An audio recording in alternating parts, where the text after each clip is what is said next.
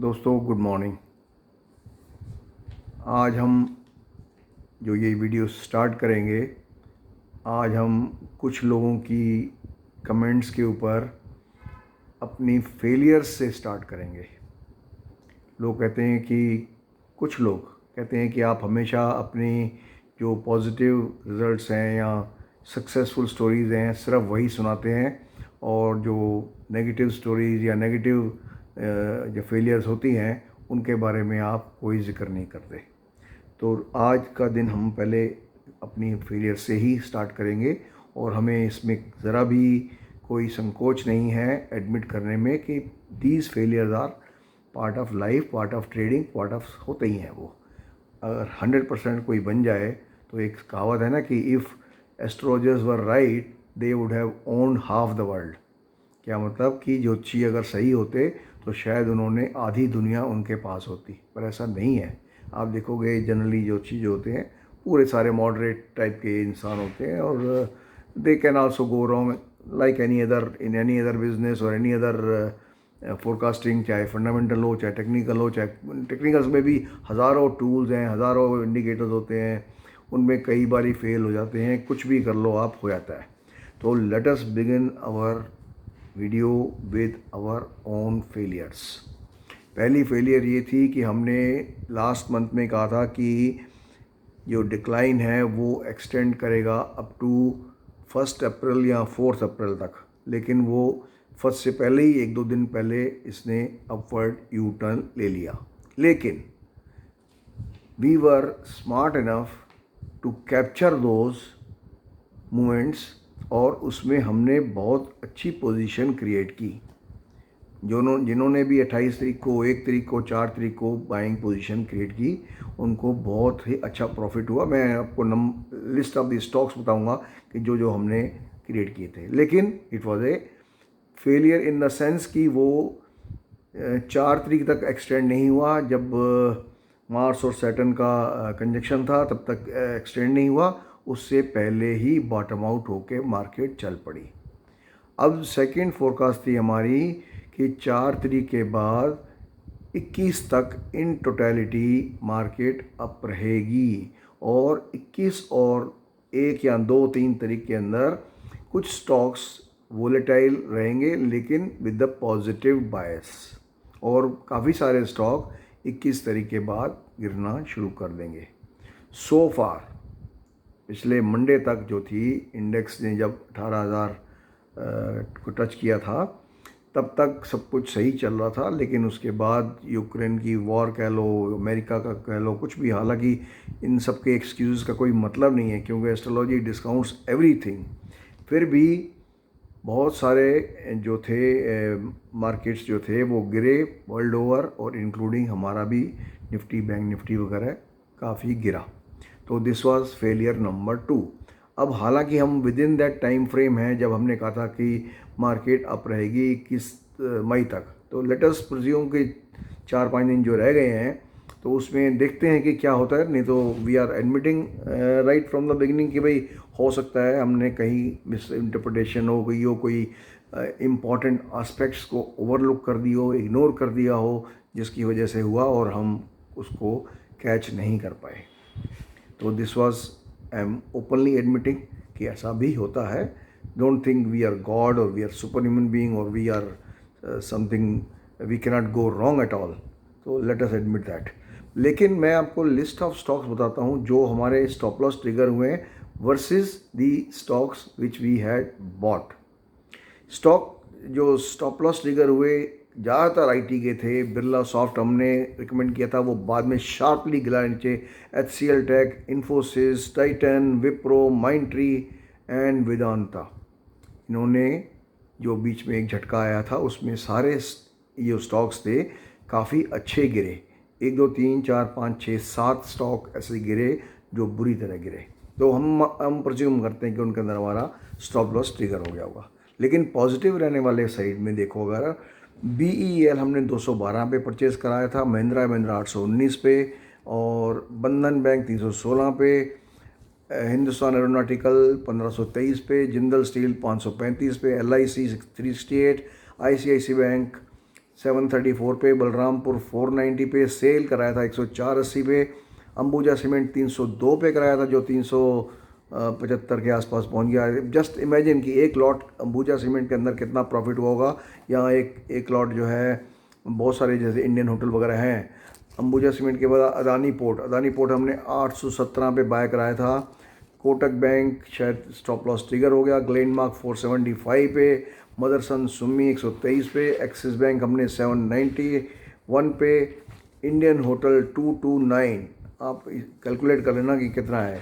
Godrej consumer, Tata communication, Bharat forge, RBL जो हमने latest by कराए, दिवीज लैब और फिर दोबारा जो वेदांता बाय कराया। ये अभी आप इमेजिन करो, आप कैलकुलेट करो कि एक एक लॉट लो बीईएल का, महिंद्रा का, बंधन बैंक का, हिंदुस्तान एरोनॉटिकल का, जिंदल स्टील का, या आईसीआईसी का, या अंबुजा सीमेंट, या सेल, अदानी पोर्ट, कोटक, या जितने भी हैं, आप एक एक लॉट सिर्फ लेके देखो, मल्टीप्लाई करो उसको लॉट की जो इसकी स्टॉक्स हैं इसके अंदर, एक लॉट के अंदर, then you will realize we have made a huge profit in comparison to the stop losses those got triggered during last week।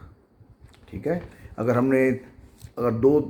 दो स्टॉक भी किसी ने किए हों, अगर मान लो लेट अस से कि भाई सबके लिए सारे स्टॉक करना पॉसिबल नहीं है, किसी ने 2 किए होंगे, 1 किया होगा, 3 किए होंगे, 4 किए होंगे, लेट अस से 2 स्टॉक भी अगर किसी ने किए तो 2 स्टॉक के अंदर जितना प्रॉफिट आया होगा उससे कहीं ज़्यादा होगा जिनके स्टॉप लॉस ट्रिगर हुए। और इस बार एक खुशी की बात एक और है कि जहाँ जहाँ हमने कॉल पुट ऑप्शन बिकवाया, आई एम रिपीटिंग, मैं कभी भी कॉल पुट ऑप्शन लेने के फेवर में नहीं होता, और हमने इस बार इस महीने में 3 बार बैंक निफ्टी का पुट ऑप्शन बिकवाया because we were expecting market to go up. और पुट ऑप्शन में कितना, पहली तारीख को हमने बैंक निफ्टी का पुट ऑप्शन 37,200 का 1200 रुपये में बिकवाया था जो बाद में 300 रुपये हो गया था। देन 38,000 का पुट ऑप्शन 970 में सेकेंड टाइम 910 पे परचेज करा था जो आधा रह गया था। तो मतलब पुट ऑप्शन कहीं भी हमने बाय कराया हो, पुट ऑप्शन कहीं भी सेल कराया हो, it has always paid. Even call option भी कहीं अगर बिकवाया हो तो इट हैज़ ऑलवेज पेड। लोग जो कॉल ऑप्शन लेके बैठे हुए हैं निफ्टी का और बैंक निफ्टी का, और ये कहते हैं क्या होगा क्या होगा क्या होगा, I am telling them repeatedly, I don't advise buying a call option or put option. I prefer to sell option क्योंकि प्रीमियम तो मिलता है। नहीं, डिफ़िकल्ट है ज़रा लोगों को समझाना, पर धीरे धीरे समझ आ जाएगी। तो इस बारी 90% of our calls of call put option in Nifty and bank Nifty have been successful. ठीक है, तो फेलियर्स जहाँ हुई हैं तो वहाँ सक्सेस स्टोरी भी है। अगर हम बात करें अब कमोडिटीज़ की, मैंने कहा था कि 13 तारीख को सन जो है एक्सॉल्टेड होगा, एरिस में जाएगा, उसमें बहुत सारी कमोडिटीज़ को सडन जंप आएगा या स्पर्ट आएगा। आप देख लो, क्रूड ऑयल जो 92.93 चला गया था वहाँ से कहाँ तक पहुँच गया है, और अभी भी क्रूड में चांस है 111 से लेकर के $113 तक अभी भी जा सकता है। गोल्ड को देख लीजिए, गोल्ड कहाँ से चलना शुरू किया और कहाँ तक गया है। सिल्वर को आप देख लीजिए। और तो और नेचुरल गैस जो हमने कहा था 470 के ऊपर 2 वीकली क्लोजिंग देने के बाद उसका टारगेट सेट हो जाएगा 600 का। तो 500 एंड कुछ, तो आई डोंट रिमेंबर एग्जैक्टली कितना टच किया, लेकिन it was in the range of 540 और कुछ रेंज किया था। तो we are not far away from the target, but it is now over bought. और 21 तारीख अप्रैल की ±1 डे यहाँ से नेचुरल गैस गिरना चाहिए for about 20 days. Corrective decline है इसमें, एकदम कोई नीचे नहीं आएगा, ऊपर नीचे होते होते आना चाहिए up to 9th of May. Okay, I am repeating this. Natural gas has given indication that it will decline from 21st of April till 9th of May with ups and downs in totality, but it is likely to be weak.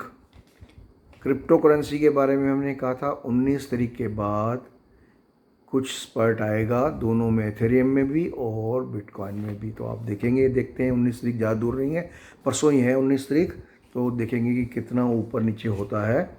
लेकिन उसके बाद आगे जाके एक और मैं आपको पहले फोर वार्न कर रहा हूँ कि क्रूड का पॉजिटिव पीरियड जब ख़त्म होगा तो उसमें क्रूड में अच्छा करेक्टिव डिक्लाइन आएगा। तो we have a limited period for crude, limited period for natural gas and also gold silver में अभी भी चांस है बाकी, क्योंकि गोल्ड और सिल्वर ने पहला जो टारगेट था वो अचीव कर लिया है और अभी वो वेट कर रहा है कोई फर्दर ट्रिगर की।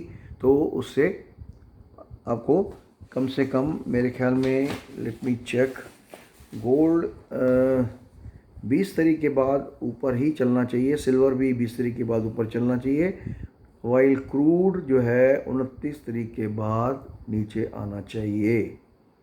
ये थे हमारे कमोडिटीज़ के। टेक्निकल्स की बात करें अगर, तो टेक्निकल में निफ्टी ने एक हेड एंड शोल्डर पैटर्न बनाया जो हालांकि वैलिड नहीं होता इस लेवल पे, क्योंकि हेड एंड शोल्डर पैटर्न होता है valid either at the bottom of the market और at the top of the market. वो जो टॉप में होता है वो नॉर्मल हेड एंड शोल्डर होता है और जो बॉटम में बनता है वो इन्वर्स हेड एंड शोल्डर बनता है। कभी कभी फोर्थ वेव के अंदर भी हेड एंड शोल्डर बनता है। तो this can be fourth wave और this can be a whipsaw only. So we are having a very good support of Nifty around 17,440 और समथिंग, और इसने अगर यहाँ से ये ब्रेक डाउन कर लिया विद वॉल्यूम्स तो 200 पॉइंट निफ्टी के यहाँ से और भी निकल जाएंगे ऊपर में। अभी अगर यहाँ से सपोर्ट मिल गया तो आगे पीरियड अच्छा दिख रहा है यूएस मार्केट के हिसाब से। तो लेट अस सी कि क्या होता है। It is too early to be judgemental. तो हम उसी हिसाब से अपने बजाय मार्केट को खेलने के या बजाय उसको करने के, we will focus on select stocks which are likely to go up और डाउन। और इंडेक्स को हम तभी छेड़ेंगे जब कॉल पुट ऑप्शन बेचना होगा हमको, ठीक है। अभी जो हमने बताया कि कॉल और पुट ऑप्शन बेचने में निफ्टी के अंदर भी हमको बहुत अच्छा प्रॉफिट हुआ है और बैंक निफ्टी के अंदर भी बहुत अच्छा प्रॉफिट हुआ है। इनफैक्ट इस पूरे महीने के अंदर निफ्टी, बैंक निफ्टी और कॉल पुट ऑप्शन चारों में सक्सेस रेट काफ़ी अच्छा रहा है, चाहे कितने भी स्टॉप लॉस ट्रिगर हुए हों। तो प्लीज़ आप ये मत मानिए, ये मत सोचिए कि स्टॉप लॉस ट्रिगर होते नहीं हैं। ये आपकी गलती है अगर आप स्टॉप लॉस नहीं लगाते और मेरे को 10 दिन के बाद बोलते हो सर जी मैंने वो फलाना शेयर लिया था, क्या करूं मैं उसका। अरे stop loss trigger, get out, finish. Once your stop loss is trigger, why are you waiting for, what are you waiting for? Don't try to average, don't try to chase the price, don't try to re enter the trade. It is, if it is triggered, okay finish, let us accept it as part of the trading. तो दोस्तों ये कुछ जो stocks जो मुझे अभी भी positive लग रहे हैं इस इतने सब होने के बावजूद भी, Apollo hospital, Escorts, Bajaj finance, Divi's lab, Glenmark, L&T, Vedanta, Ashok Leyland, then we have PFC, Bajaj auto. I think these stocks are still positive looking. SAIL, Axis bank, SBI, कितने शेयर बता दिए मैंने, 10-12 स्टॉक बता दिए हैं जो अभी भी पॉजिटिव इंडिकेशन ही दे रहे हैं अप टू फर्स्ट हाफ में या फर्स्ट या सेकंड जो भी है। क्योंकि वहाँ पे एक आई थिंक सन और कोई एस्पेक्ट आ रहा है वहाँ पे, सन और प्लूटो का नहीं, सन और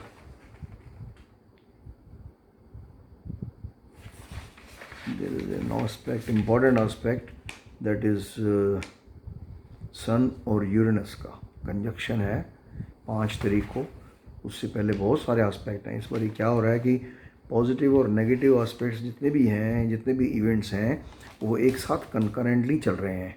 तो उसमें क्या हो रहा है कि market is not able to give any proper direction with conviction, ठीक है। 18 को अब सन और प्लूटो का स्क्वायर एस्पेक्ट है और 18 को ही है वीनस और यूरेनस का सेक्सुअल एस्पेक्ट, और 18 तारीख को ही है मून स्कॉर्पियो में एंटर होकर डेबिलिटेड हो जाएगा, नीच का हो जाएगा।